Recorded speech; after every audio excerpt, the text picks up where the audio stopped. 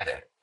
Here's a quick walkthrough to give you some ideas for how you can build little agents using Zapier agents that use AI to do a bunch of small jobs for you throughout your day-to-day work and that can add up and save you a bunch of time.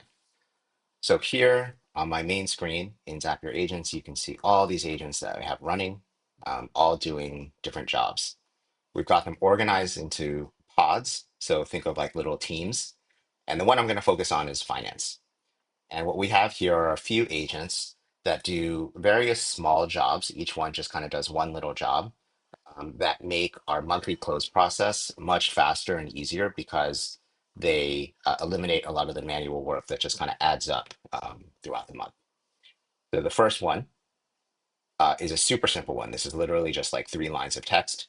Um, and what this does is it gets triggered anytime a new email is received. I'm not going to click into there, but it's just tied to my personal email inbox. And all it's doing is when a new email with an attachment is received, determine if the attachment is a paid invoice or receipt. And if so, save it in Google Drive. And then here I have an upload file action to upload it to a specific folder in Google Drive. And then there's a little bit of instructions to just ignore certain emails that we don't necessarily care about, like screenshots. And the beautiful thing about this, even though it looks really simple, is this is the kind of thing that you couldn't do before AI with traditional automation because it wasn't really possible to be able to tell your automation how to know when a given attachment is a receipt or an invoice. But with AI, because these models have been trained on basically the entire body of all written text in human history, it just knows an invoice when it sees it, and I don't have to explain how to decide whether something is an invoice or a receipt.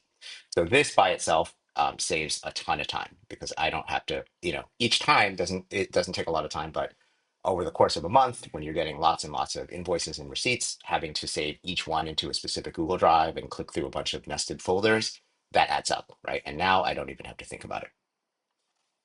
So that's step one.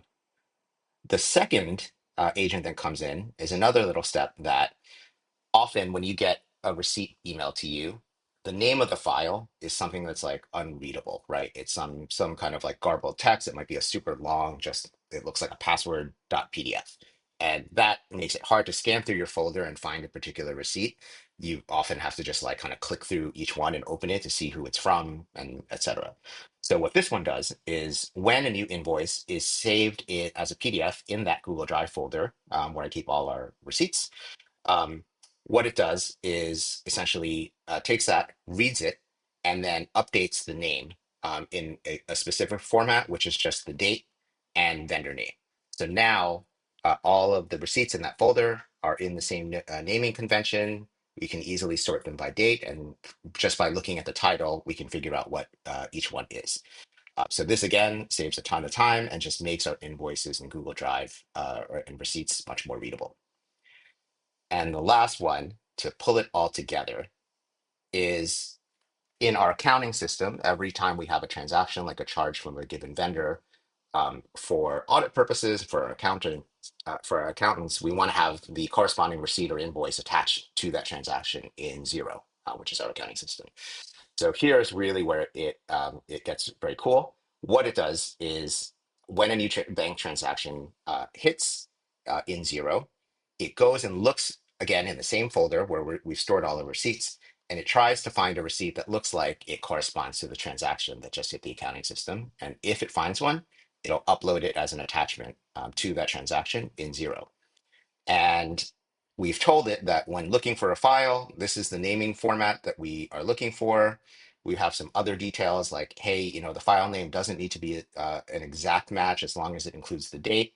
It doesn't, have to be an exact match on the vendor name. Like if there's like private limited or something, ignore that. Just focus on kind of the first one or two words in the vendor name and the date. Um, and the last step is that it sends a Slack alert in a finance channel that we have at our company, which will just tell us, hey, I found this transaction and if attach to the receipt, or this one I couldn't find a receipt, so please go and attach it manually if you have it. So all of this adds up together, saves a ton of time, and makes life really easy, and is actually quite quick and simple to set up without any code.